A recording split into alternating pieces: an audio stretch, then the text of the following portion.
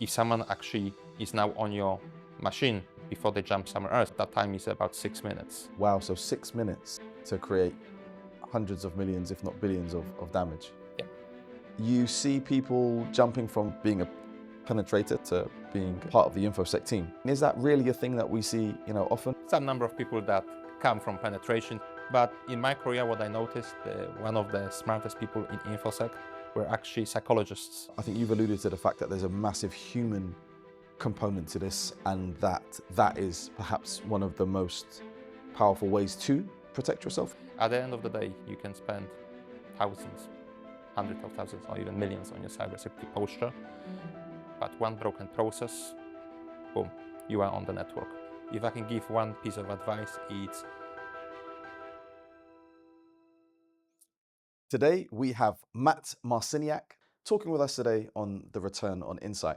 Matt, thank you so much for being here. pleasure.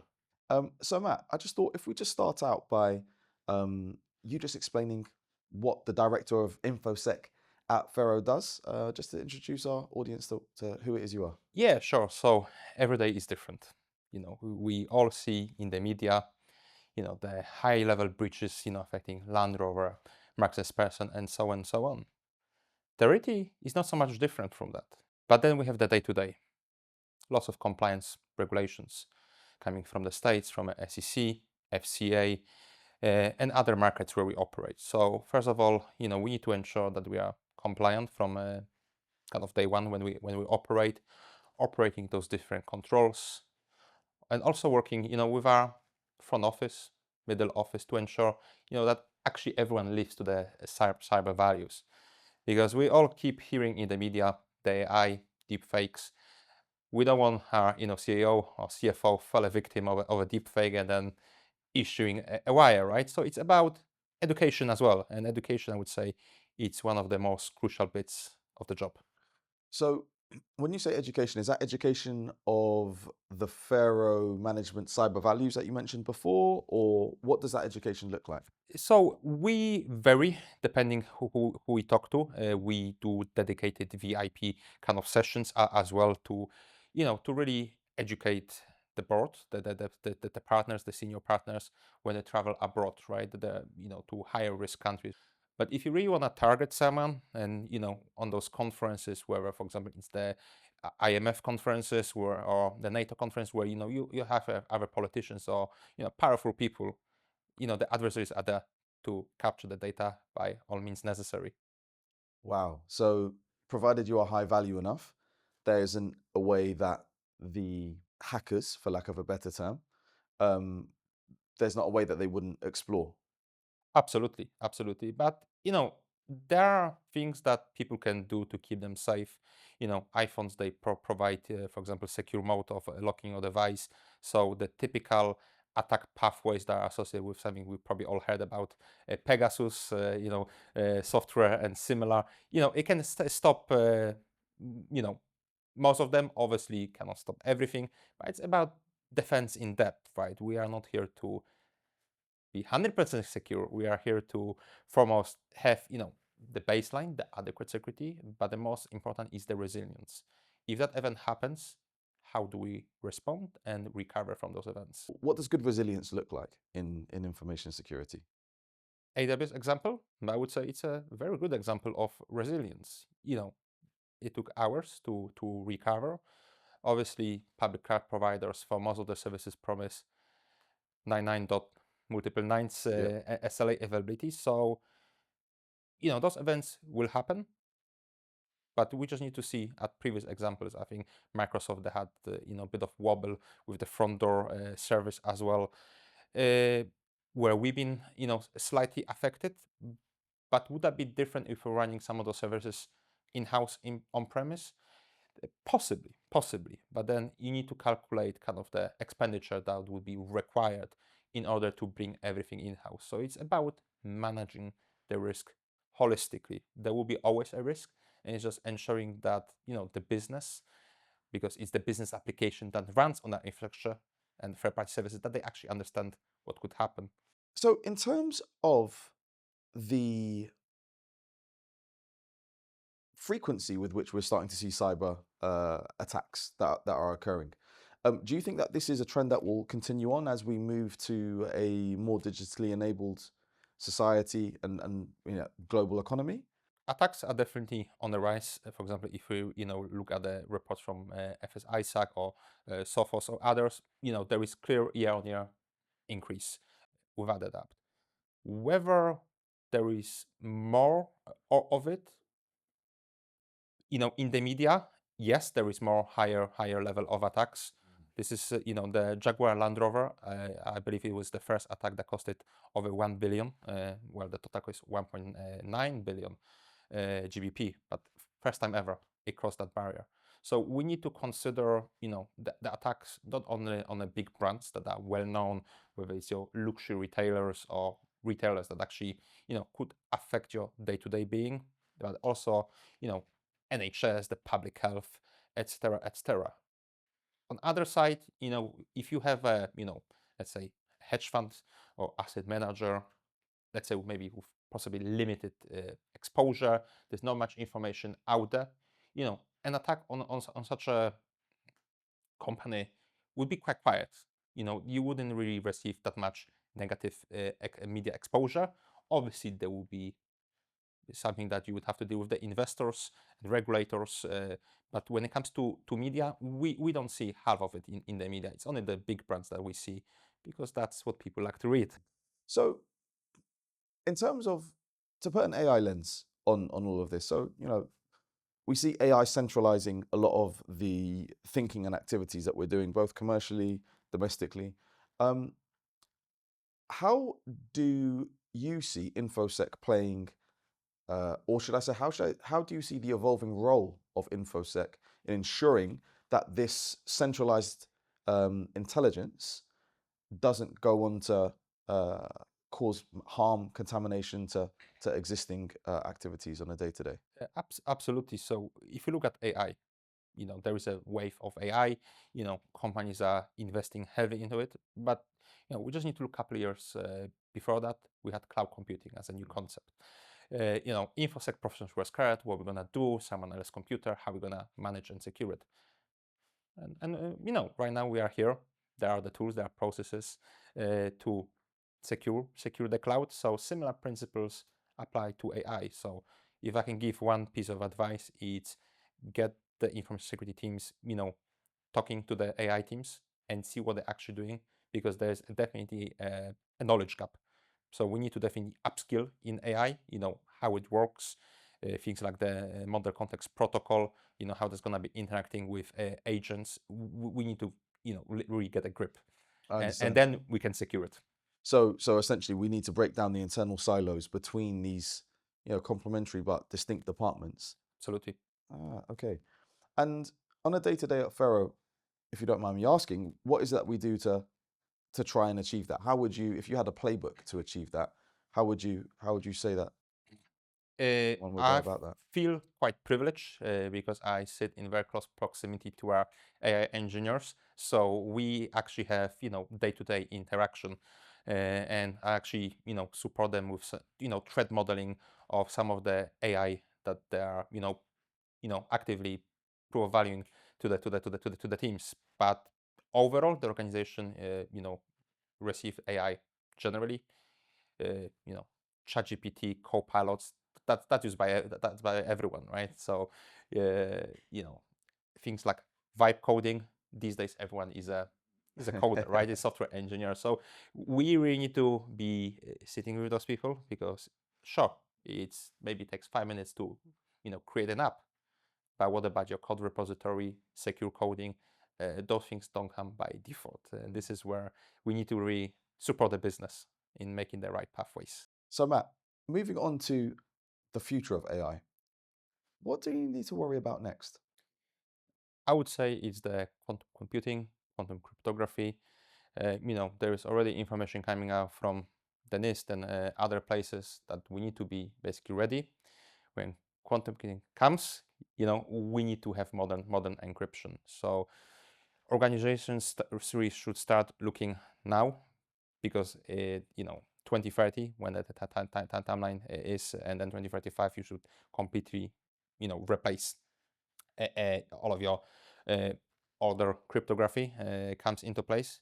So we might think, oh, still a couple of years away, right? But similarly with AI, right? ChatGPT was introduced, then we had copilots and we had other tools. The speed of those tools coming on the market, it's so quick. And I feel like with AI, we didn't get really early in that space, and now we're actually learning, how to actually secure those tools. At least with quantum computing and the move to quantum safe cryptography, we got time. So for 4 years, 5 years to do it. So we should start right now. Obviously, we need to start with the inventory. We need to understand, where we currently use the cryptography before planning the next steps, because there could be number of elements. Do we need to upgrade some of the infrastructure to support that modern cryptography? Uh, if it's already compatible, do we just make the switch? Maybe. But we also need to consider, backend systems, all of the other applications, how that's all gonna work together. So it's a big undertaking, and it always starts with the same thing: asset inventory. So we've got a big task ahead. Now, where do you see specifically the largest risks within that cryptography piece?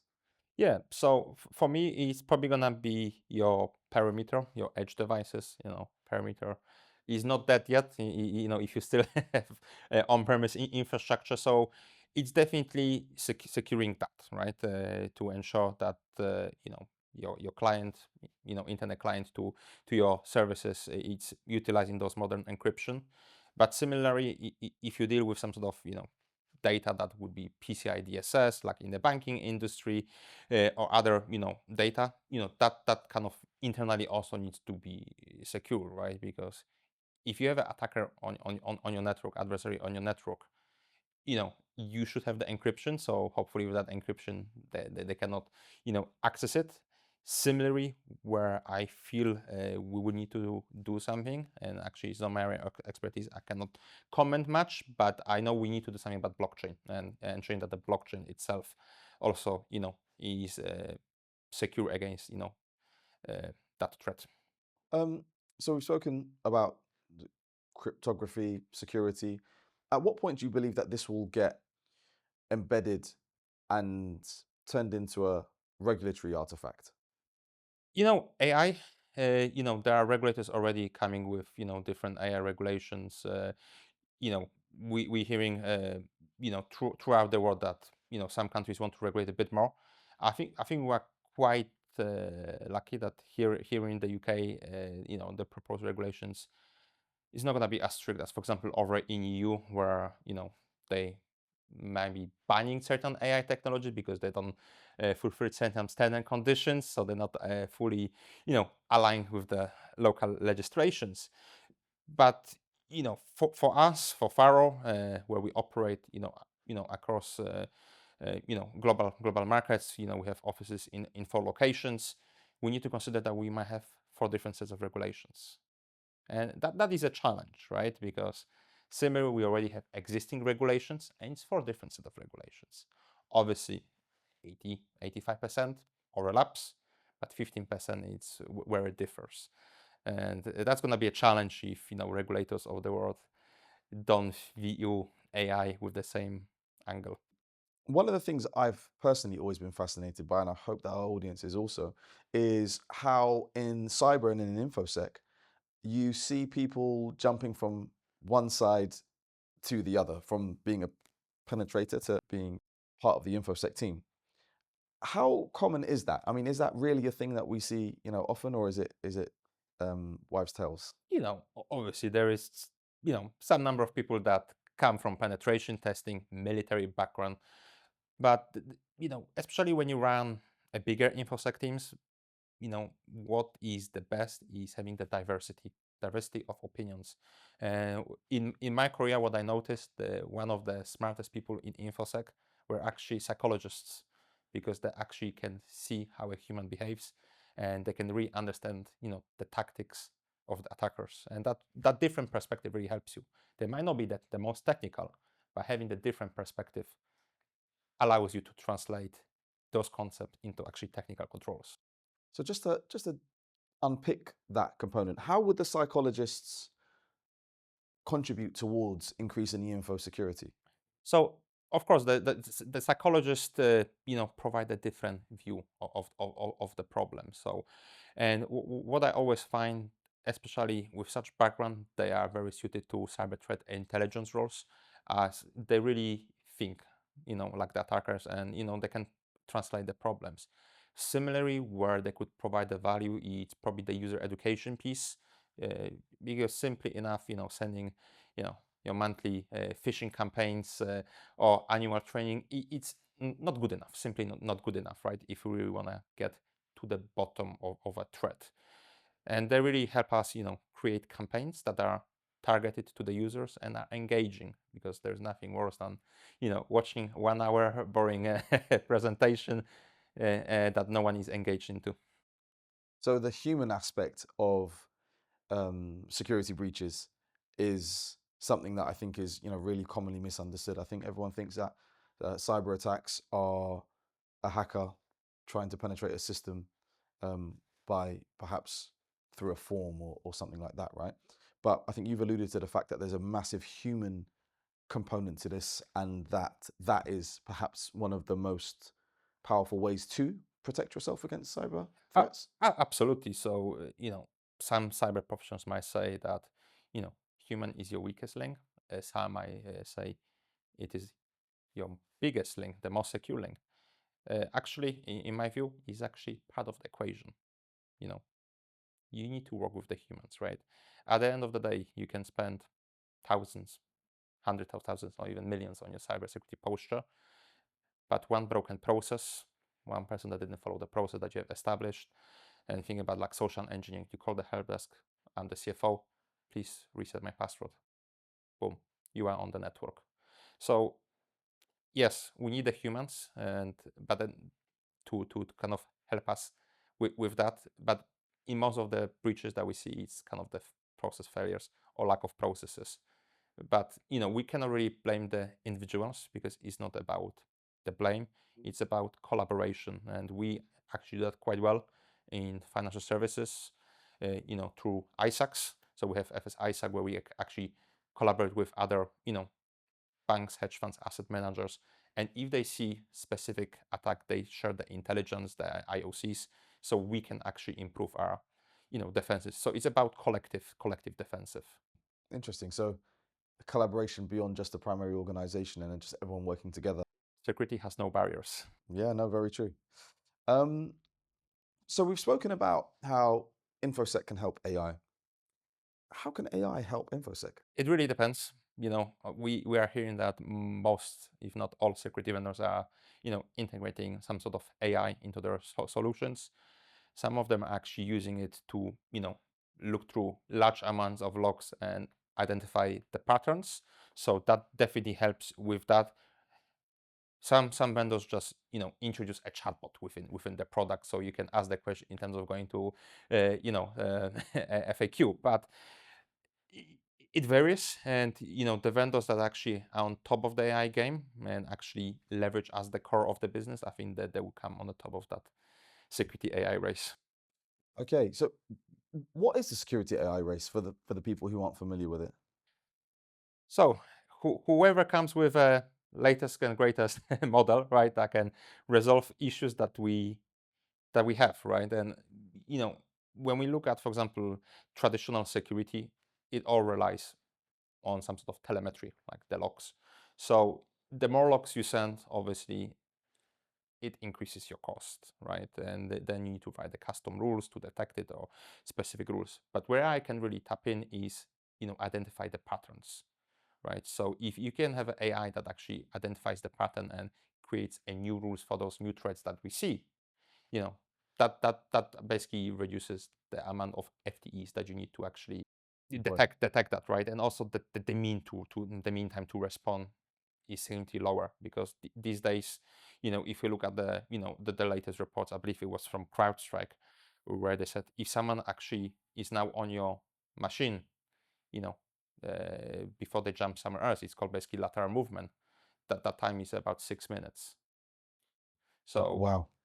years ago, it was days, right? Weeks. So the time how quickly the adversaries are moving, from a host to host, if they can find a way, it's a lot quicker, right? That's why what we see in the kind of in the news, those damaging Yeah. Mm. impacts of those events. Wow. So 6 minutes to create hundreds of millions, if not billions, of damage. Yeah. Wow, that's really interesting, and I think a fitting way to segue into something which is slightly more lighthearted. We typically end our podcasts with something called this or that, and what we do, we propose two opposites. You have to choose one, and you're not allowed to explain. So the first one, which is private capital or public capital, Private capital, growth or profitability, growth, data or intuition, data, founder or operator, operator, team first or vision first, vision first, late nights or early starts. early starts. Brilliant. Matt, thank you so much. Pleasure.